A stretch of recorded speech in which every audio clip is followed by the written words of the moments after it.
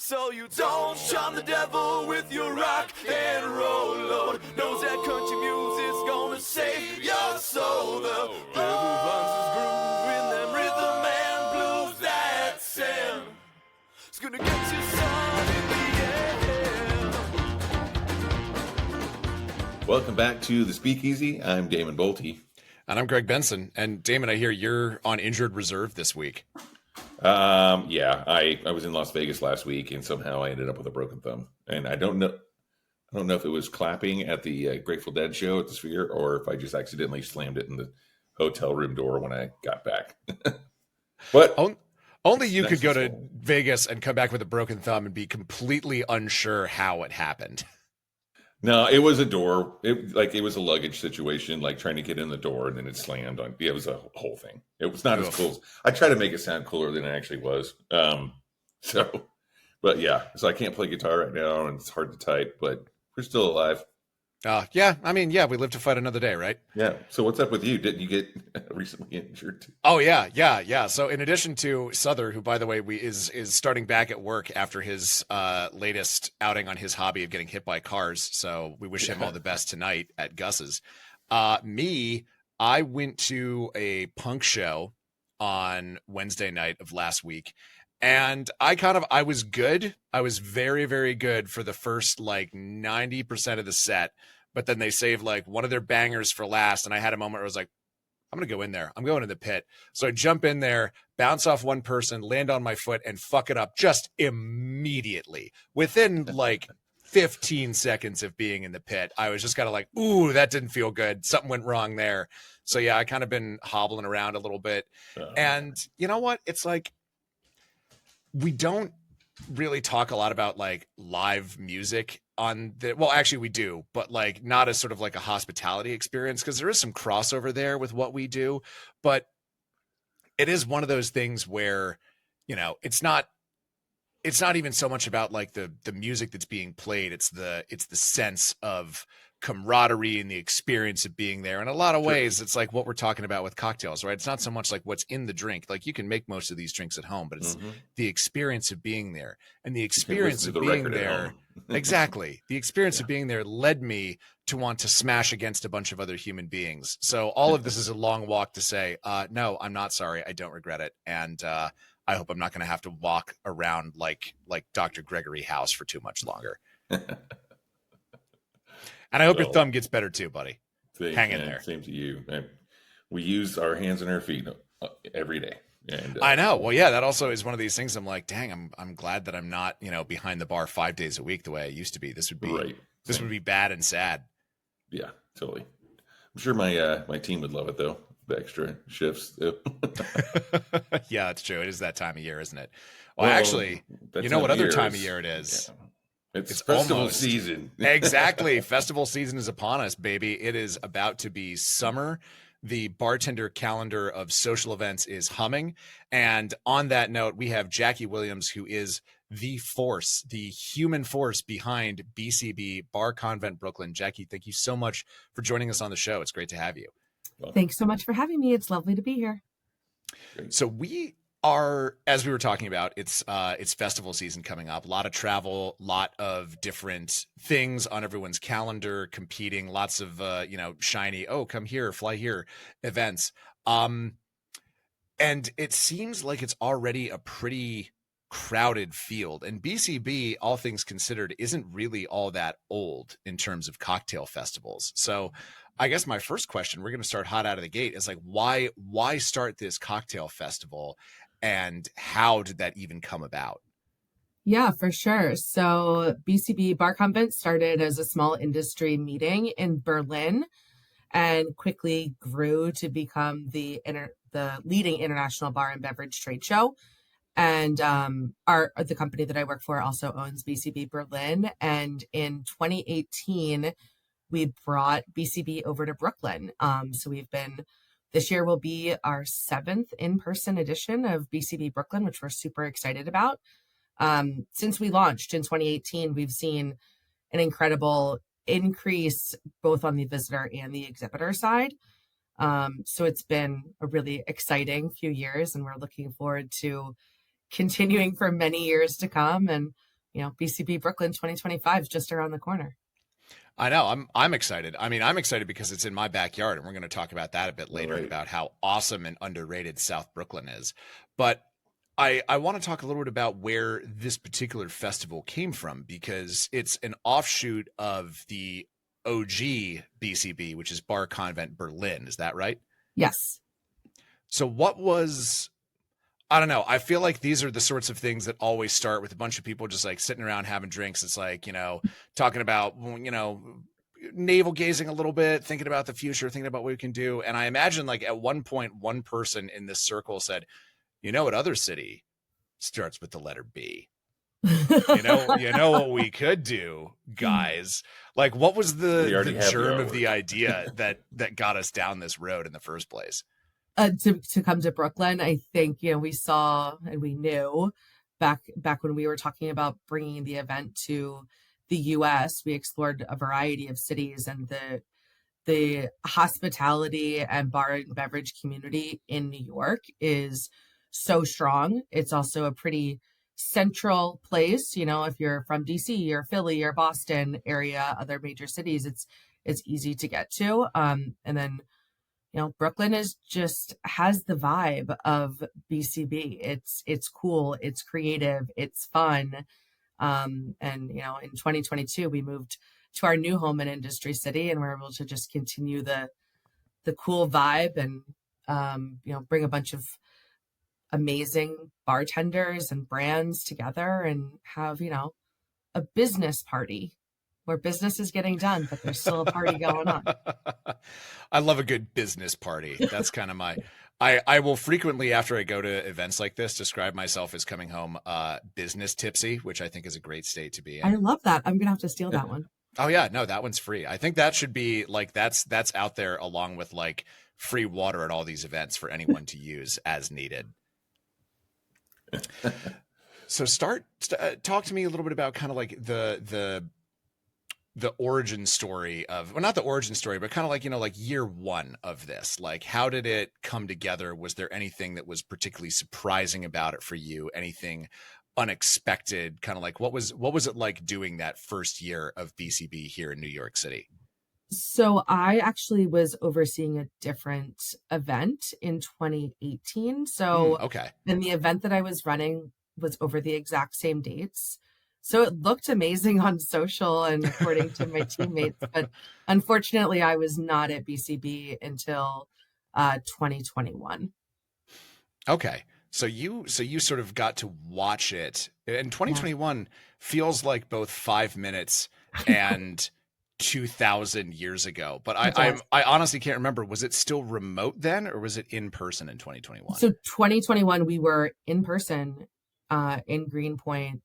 And it was, we still had masks and had vaccination cards, and but it was the first time folks were together in a long, long time in New York. So it was nice to see people, but it's very different now than it was in 2021. Yeah, as is the world. As is the world, right? Yeah. So how did you come to be a part of this? I mean, it sounds like, if I'm doing the timeline right, you were with another organization when BCB first got started here. And then you came on board probably sometime during the pandemic. I mean, I imagine it's never an easy time to take over running a cocktail festival, but that seems like possibly the worst time to do it. What was the offer that tempted you over to So work on I this? have been at RX for over 16 years. I've had a variety of roles. I started in marketing. I've worked on a lot of events, from jewelry to security to Comic-Cons and Star Wars. And then in probably 2016, 2017, I started running a different event. And then the pandemic happened, and we no longer were going to run that event. And the opportunity for BCB came up. And like I said earlier, I never was able to go because it was over literally the exact same dates as the other event I was running.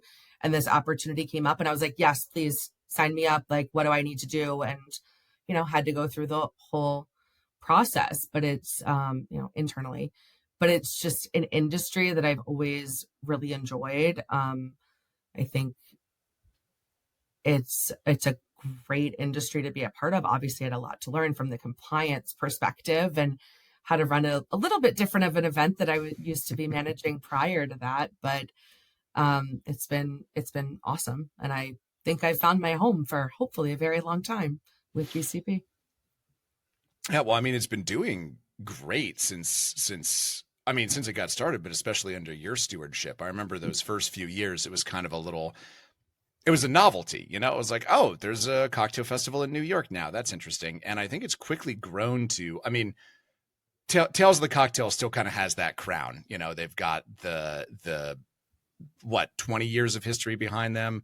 But BCB, I think, is very easily the second biggest spot on the bartender calendar of the year. And that is a remarkable amount of growth in such a short period of time. How'd you do it? I have a wonderful team that I work with. I cannot take all of the credit by any means. I think, you know, we've tried to continue to engage the industry and bring more folks together so that there's more networking opportunities, there's more education opportunities, there's more opportunities to try new products and see the new trends. And I think that's been really important. But obviously, with the industry continuing to evolve, we also have to evolve. We need to make sure that we're staying on top of the trends, and whether that's with programming or experiences or activations or brands, it's really important for us that everyone walks away feeling like they've gained something that's truly valuable to them.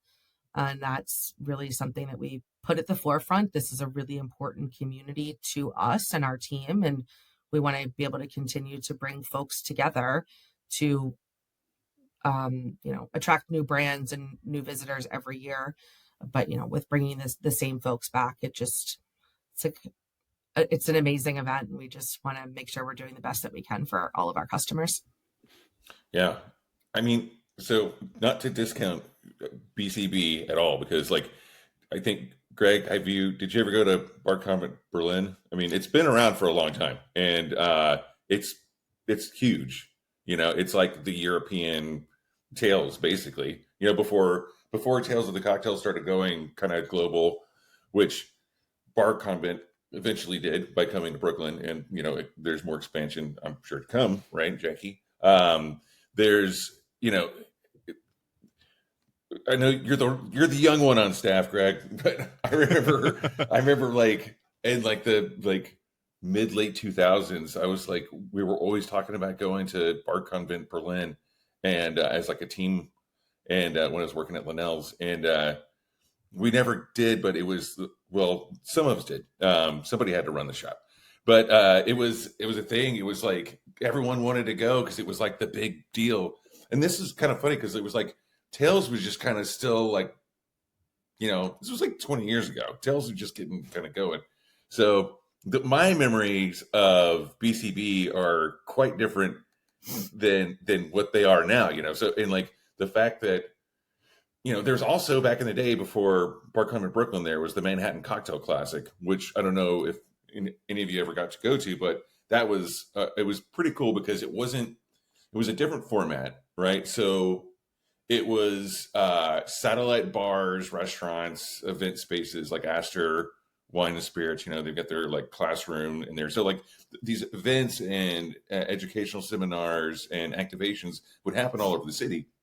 But then there was the Black Tie Gala at the New York Public Library, and it was awesome. So it only lasted about, I don't know, 5 years or so, and it was rad. But there was obviously some things about it, logistically, that didn't really make sense. Especially for people coming in from, say, Europe or the West Coast, and maybe they weren't that familiar with New York City, so they're running around trying to figure out where to go and where to be, and where the parties are at, and all the stuff. And now, when Bar Convent Brooklyn started, up in Greenpoint, and I remember going to the first few years, and I was like, this is cool. And back then I was working with Brooklyn Gin, and we had a booth inside, and that was a lot of fun. And it was kind of cool, like being a part of it at the very beginning and kind of seeing like how it started and how it's growing, and kind of understanding like what the intentions were. And then now it's in this crazy place called Industry City that around the same time I went to visit, and it's this, I don't even know how to describe it. It's a behemoth of Industry City. I mean, it's got a ring to it that kind of alludes to what it might be, but it's a series of buildings, giant buildings, right on the water in kind of South Brooklyn, and right off the BQE. And it's like there's shops, restaurants, bars, distilleries, like all kinds of businesses there. It's just like one of the craziest places. And, obviously there's lodging there as well. So it's like you kind of have where the Manhattan Cocktail Classic was kind of like spread everywhere, and you had to kind of choose and figure out and like just really like guess, where to be at any given time. It's like then BCB happened in North Brooklyn, and it was like tighter, and now it's like this really focused thing. And I think, Jackie, what you were saying before, you work for a company called RX Global, which is a marketing and events company, if I'm correct. And I've worked in marketing agencies that have put on shows like this in the past. And like you said, it might be Comic-Con, it might be the release of the new Corvette, or like any kind of, it can be anything that your clients are like going for. So I guess what I'm getting at here, and because I want to talk about the choice to go to Industry City, but I do want to kind of comment on the fact that your experience in working with different types of brands and different types of businesses, it's invaluable for this industry, especially because I've always said that there are a billion ways to be in this industry. You don't have to just be a bartender or a chef, like you can be a radio host, or an author, or, a blogger, or, like just an enthusiast in general. And I want to touch on that later too. Like as far as metrics go, like what you think I don't know if you're tracking that data, but like how much you've seen. Cause I mean, I've definitely seen over the past years, how many more enthusiasts who are non-industry they're coming to these events. So, but yeah, let's start off with, first of all, kudos to you for being multifaceted in the world of marketing and event planning, because that's a huge deal, especially in a huge space. So what was the first foray into Industry City? And for those listening, if you're unfamiliar, just look it up, Industry City, Brooklyn or New York City. And it's like, they've got a really nice website, and it's pretty massive. So, I want to know what that was like, moving into that space from kind of being a little bit more open. It was like a little bit green. I mean, it was in Greenpoint. It was in Greenpoint. So, but now it's definitely like seems matured. So I kind of want to know about that experience. Yeah. So in 2022 is when we moved to Industry City. And we're looking at spaces that we're going to be able to hold an event of our size, with, the alcohol sampling, and stay within New York. We did not want to leave New York. We love New York. And, thankfully we found a home at Industry City, but we really needed a place that was going to let us grow and continue to expand. And thankfully we found that at Industry City. You've got a lot of space. When we first did the event there, it was, I think we were in 3 halls and a courtyard. And this year it's, I think, 7 halls and 2 courtyards. So we've grown a lot over the past few years. I also think Industry City is a really cool and interesting spot. Nothing against a traditional convention center, but it is very different. And I think that allows our brands to show a really creative booth build, which is awesome. I remember the first time I went to Industry City, I was walking around and I was like, if I had somewhere to sleep, I'd never have to leave. There is great bars, restaurants, distilleries, shops, both very well-known brands and also handmade local Brooklyn items. Like the restaurants are amazing. There's indoor and outdoor space, the art that's seen. It's so cool. Like, I don't know how else to say it other than cool. And I'm really lucky that we're able to host our event at Industry City. It's the coolest mall in the world. Right. Well, I mean, it's in South Brooklyn, so obviously it's going to be cool. Yes. As everyone knows, South Brooklyn is where it's at. So it's been an amazing home for us, and we look forward to staying there for years to come. So yeah. I want to know, well, we don't have to talk about it just now, but I do want to comment on the fact that there are so many restaurants there that, in the past years, well, prior to Industry City, it was like one of those things where it was like, where do you guys want to go? Where should we go? Like get lunch, during the event, like between seminars or whatever. It's like, oh man, Maison Premier is too far to walk to and get back in time. But it's like, there's so many options there. So it's just like, I don't know. Like, food's a big deal for me. I think it is for all of us. So I'm excited a lot about that. And not having to plan. Like, I was building our itinerary for King Floyd's, our bitters company. And so Lawrence and I are going to be there for that. And he was like, so are we going to like plan a lunch? I'm like, no, you don't understand, man. Like, we can just go anywhere. There's too many options that are so good to choose from. Like, right. How do you maybe too many. Down? You might need to have lunch like 6 times each day. That's what I'm planning on. Yeah. Just nothing but, honestly, that sounds like a great festival. Yeah. Just like nothing but lunch. But this is kind of bringing up an interesting point here, is that Industry City itself has really kind of grown and flowered. I mean, I moved into a neighborhood that's pretty close to where Industry City is in 2021. And at the time, I kind of like glanced askance at it because like it was like half empty and it felt very unearned in a way. It felt like it was just, we're just going to plunk down this one thing, and if you build it, they will come. And it doesn't really matter that like no one really knows this neighborhood, or this neighborhood isn't really doing particularly well, or this neighborhood isn't really hospitable to a artisanal micro distillery. But over the years, it's really been cool to watch Industry City kind of like grow and flower and find its footing, but also kind of like integrate into the neighborhood. So I'd love to sort of hear your experience working with them over the past 4 years, and how your relationship with all of those businesses has really kind of grown and taken off.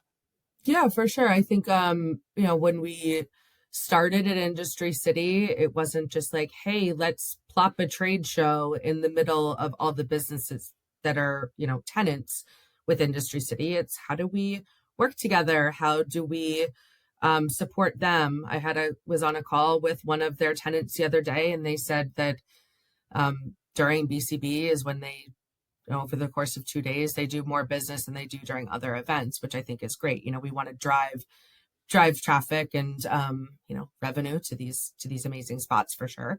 I think working with them with Industry City as a whole has been great. They're really open to being collaborative partners. And I think that's really awesome. And, every time I go to Industry City for our various site visits or meetings throughout the year, it's always like, hey, look at this new thing that we've done. Or did you know that this new restaurant exists? Or this place has moved from this location to a new location and they've quadrupled their size. It's just really cool to see the evolution and the changes of Industry City as a whole over the last few years. And it's, I can't wait to get there in a few weeks to see what else is new since last time I was there. It's cool. It's also, I mean, I've been doing some subtle cheerleading for South Brooklyn. I think that if our listeners were really listening closely, they would have heard that I'm a fan. But I live down in Bay Ridge, and I will say that, like, for a neighborhood that gets ripped on for being far away from things, it is so nice to have a world-class event that is 15 minutes away on the subway. I love it. I love getting to be next. The subway is so cool easy too. It's I know. Right there. Yeah. I know. Yeah, it's right what there. Trains go by there. The D, the N, and the R. And you've Yeah. got Greenwood Cemetery there too, if you want to have a little, Oh, right, yeah. get some green space, get a little break. But speaking of getting a little break, which I'm sure is not a thing that you get much of these days, Jackie, I want to talk about what does your day look like? Because I run this one drunk podcast, and I don't think I have ever one time been on time to our recording, not even once. And so like managing the logistics of that is a nigh on impossible task for me. I cannot imagine what goes into running a festival like BCB. Like, what does an average day look like for you, and sort of what skills do you really feel like you have to draw on to make something like BCB a reality? One of the things that I love is I don't have a typical day. Every day is different. And I think it's cool, right? If it's, the Tuesday of BCB when we're opening the doors is very different than the Tuesday following BCB, and the difference of the Tuesday 6 months later.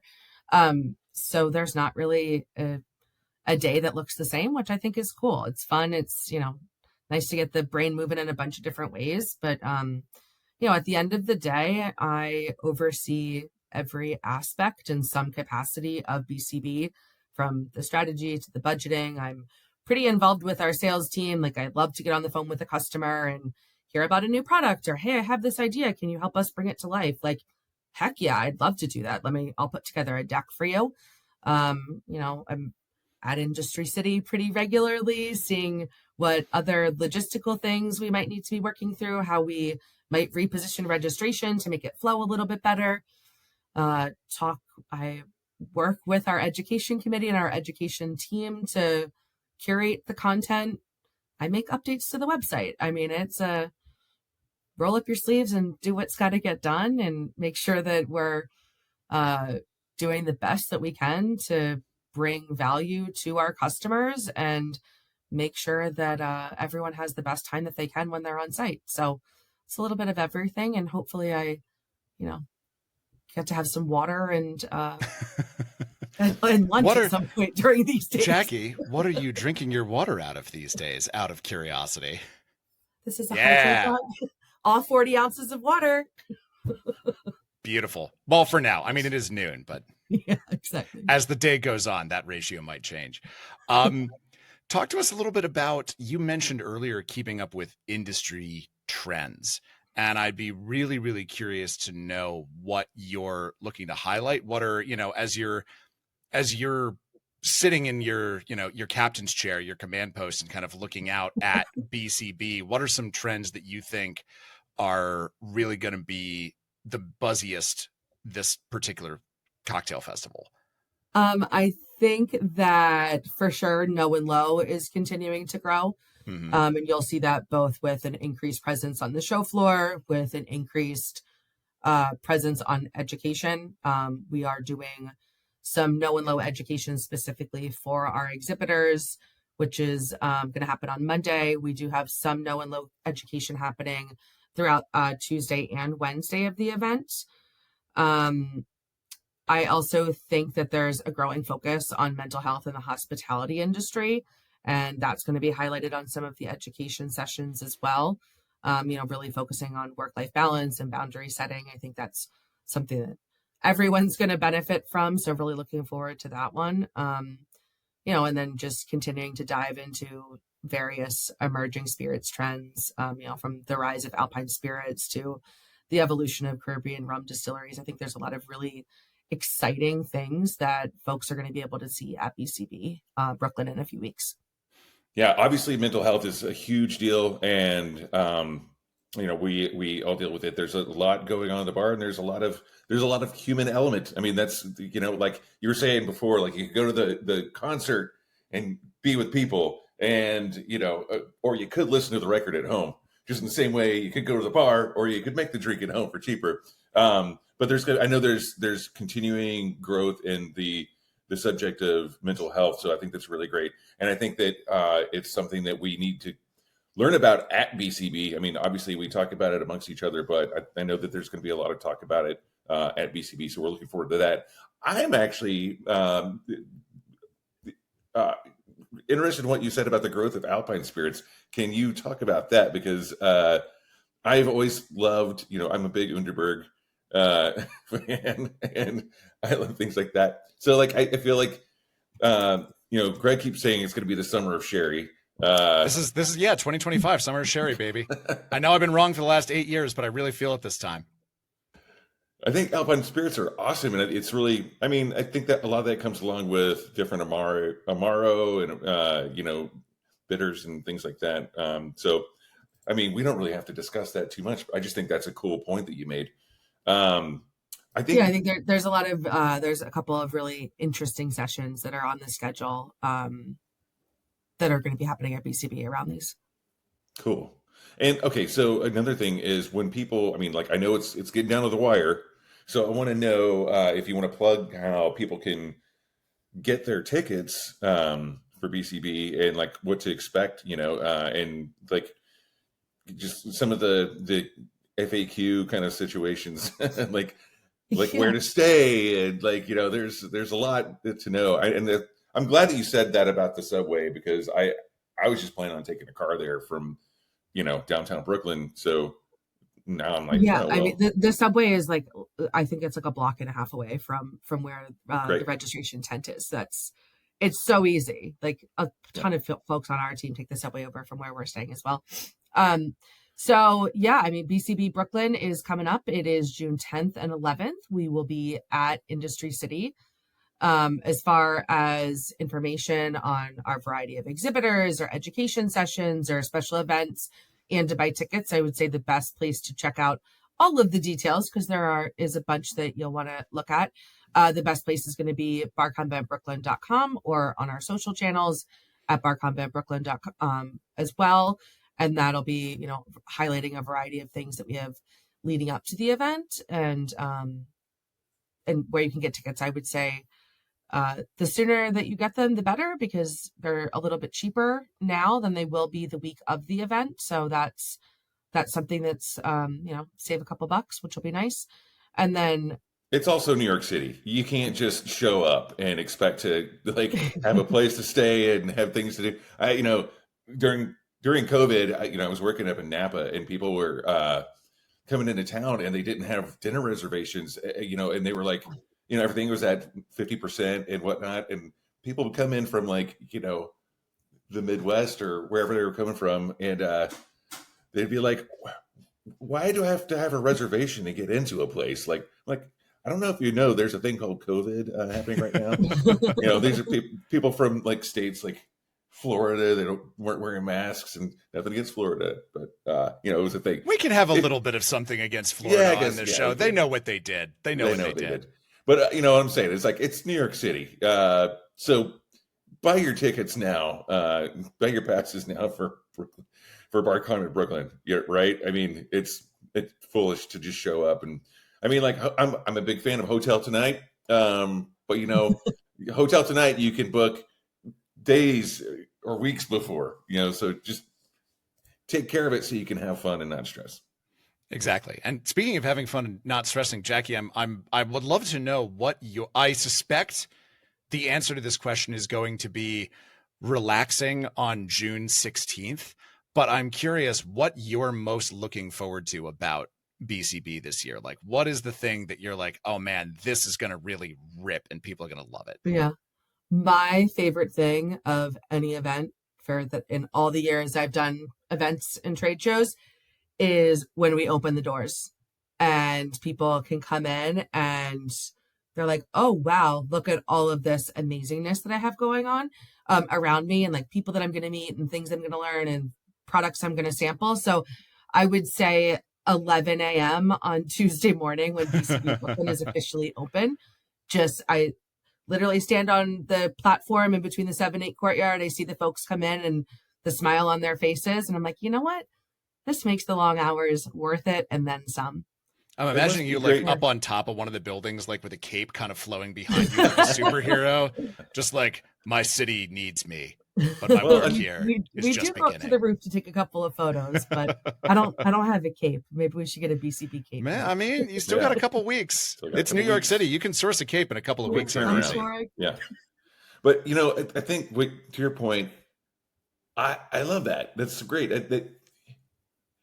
because that's really what this is about. It's about people coming together. And what I can imagine is being on your side of it, watching them come in and then seeing people come in and then like they see their friends from, another city around the world. And they're like, oh my God, like, I didn't know you were going to be here. Or like, right. Or like someone that you've been following on Instagram for years and you finally get to meet them in person. It's like, there's nothing like in-person networking, like nothing against social media. Like we all do it. We all like it, but in person, that in-person meeting and FaceTime, it's nothing better.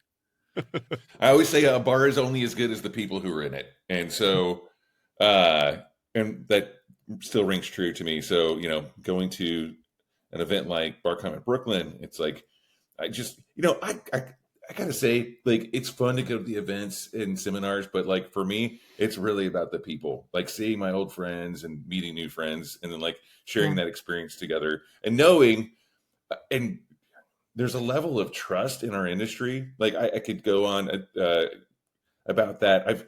There are some people I've never met in my industry, but we stay in touch. And like I bought a guitar in Canada during COVID, and like 3 people helped me get it.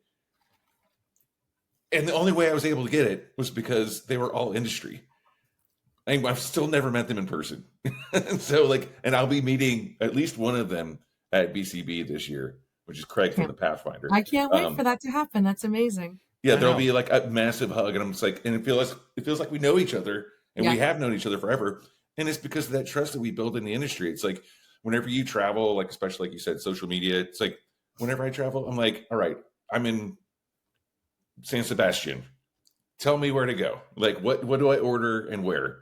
Well, the answer to that is everything at every place in San Sebastian. But it's like good to get and like, even if people follow you and you don't necessarily know who they are, it happens a lot like on our radio show, because people follow the show, and it's like, I'll hit them up, post it out there, and they'll be like, oh man, I listen to the show.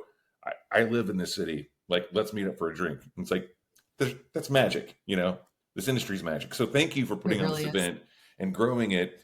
We can't wait to be there in a few weeks. It's actually my birthday week, so it'll be especially special for me this time. It used to be Negroni Week used to be on my birthday week, and now they moved that to September. But I'm glad that BCB is on my birthday week now. Hey, we're having a little party for you on your birthday. Yeah. Oh, speaking of which, are we recording that week? Oh, we are, yes. And well, first of all, Jackie, just want to say thank you again for organizing this festival, and for all the work that you do to bring the people who are, let's just be honest, the best people together. Best people. Yeah. And that is going to do it for us this week on the Speakeasy. But if you want more, if you are still hungry for more content from us, you can check us out on YouTube. We're on YouTube now. We stopped hiding all of our handsomeness and tomfoolery behind a paywall.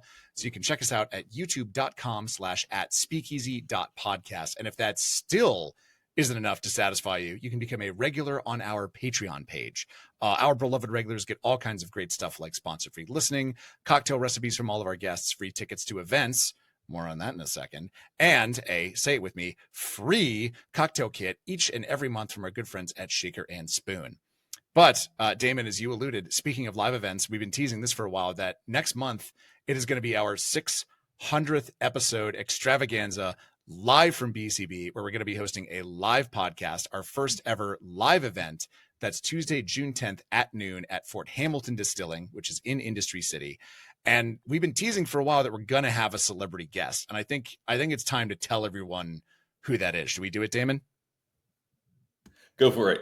All right. It's Dolph Lundgren. It's going to be Dolph Lundgren. It's the guy who killed Apollo Creed. And he's going to be on stage with us, along with the good folks at Fort Hamilton Distilling, to talk about the state of modern micro distilling, what it is like to run a celebrity brand, a ton of really good stuff.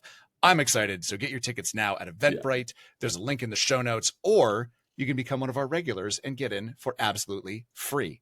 We're going to be off for the next 2 weeks until then, but we're going to be posting some bonus episodes in the feed to tide you over at some shows that I recorded during a recent jaunt to Savannah, Georgia. Those are going to be going up weekly in our feed as per usual, but all of them are already live and ready to view on our YouTube page. So if you just can't wait, you can go to youtube.com/@speakeasy.podcast and check them out. And that is it for episode 599. We'll see all of you in a couple weeks at BCB, but until then, cheers, everybody. Cheers. Cheers. So you don't charm the devil with your rock and roll, Lord. Knows that country music's gonna save your soul. The devil runs his groove in them rhythm and blues that sing. It's gonna